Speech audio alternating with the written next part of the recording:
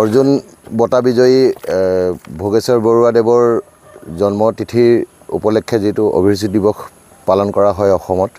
তাৰে আলম লৈ আমি খোৱাং ক্ৰীড়া সন্থাই এই মাৰাথন দৌৰটো আয়োজন কৰিছোঁ আমাৰ নৱনিৰ্মিতৰ যেটো ইমাৰ্জেন্সি লেণ্ডিং পইণ্ট আছে তাৰ কাষৰ পৰা আমাৰ খোৱাং হাই ছেকেণ্ডাৰী স্কুলৰ ফিল্ডৰলৈকে খোৱাং ক্ৰীড়া সন্থাৰ উদ্যোগত এতিয়া অকল ছাত্ৰ ছাত্ৰী বুলিও নহয় আমাৰ খোৱাঙৰো আহিছে তাৰ হাপেকাঠি অঞ্চলৰ পৰা আহিছে তিনচুকীয়াৰ পৰা কিছুমান আহিছে যোৰহাটৰ পৰা কেইজনমান আহিছে এজনটো আমাৰ 55 ইয়াৰ ওল্ড এজন আহিছে যোৰহাটৰ পৰা তেখেতে মাৰি আছে মাৰাথনটো আজি বৰ্তমান আমাৰ এতিয়া এই এণ্ড পইণ্টলৈ গৈ প্ৰাইজ ডিষ্ট্ৰিবিউশ্যনটো আছে অভিৰুচি দিৱস হিচাপে আমাৰ ইমানে কাৰ্যসূচী আজি আমাৰ খোৱাং ক্ৰীড়া সন্থাৰ উদ্যোগত অৰ্জুন ভোগেশ্বৰ বৰুৱাৰ তেখেতৰ জন্মদিনৰ উপলক্ষে আজি অভিৰুচি ডে হিচাপে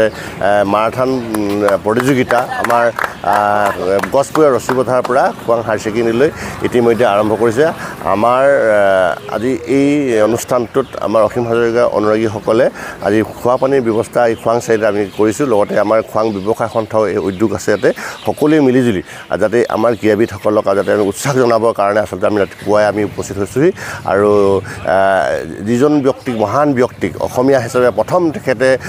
সোণৰ পদক বুটলি আনিবৰ কাৰণে সক্ষম হৈছিলে আৰু তেনেজন মহান ব্যক্তিক আচলতে ভৱিষ্যতৰ প্ৰজন্মৰ খেলুৱৈসকলক আৰু উৎসাহ জনাবৰ কাৰণে আচলতে এই অভিৰুচি দিৱস আৰু এই অভিৰুচি দিৱসৰ যোগেদি যাতে অনাগত দিনত যিবিলাক আমাৰ খেলুৱৈ আহি ভৱিষ্যতৰ দিনত আৰু পদক লাভ কৰিব পাৰে উৎসাহ দিব পাৰে তাৰ কাৰণে আজি এই অভিৰুচি দিৱস পালন কৰা হৈছে আমি সকলো খেলুৱৈসকলক শুভেচ্ছা জনাইছোঁ আৰু উদ্যোক্তাসকলক ধন্যবাদ জনাইছোঁ এনেধৰণৰ যোগেদি এখন সমাজ নিৰ্মাণ কৰিব পাৰিব লাগিব কাৰণ ভূপেনদাৰ ভাষাৰে আমি সকলোৱে সদায় কওঁ এই পৃথিৱীৰ ক্ৰীড়াংগন ক্ৰীড়া হ'ল শান্তিৰ প্ৰাংগণ গতিকে ক্ৰীড়াৰ যোগেদি শান্তি সম্প্ৰীতি সমন্বয় আৰু নিজৰ সুস্বাস্থ্যৰ লগতে যাতে ক্ৰীড়াৰ যোগেদি নিজৰ জীৱনক প্ৰতিষ্ঠিত কৰিব পাৰে তাৰ কাৰণে আচলতে আমি ক্ৰীড়াক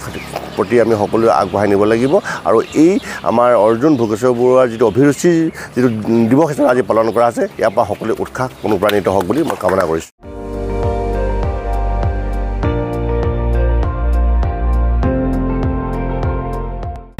আপুনি চাই আছে ND24 সৰ্বশ্ৰেষ্ঠ নহয় সৰ্বোত্তমৰ দৌৰ